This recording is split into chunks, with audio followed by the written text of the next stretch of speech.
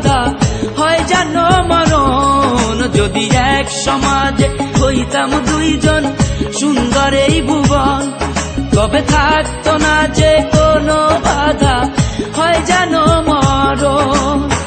বিধি তুমি আমায় বলে দাও, ও কেন তারে ভালোবাসিলাম।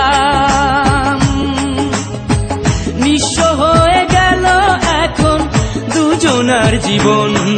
যদি এক সমাজে হইতাম দুইজন সুন্দর এই ভুবন, তবে থাকতো না যে কোনো বাধা হয় যেন মরণ।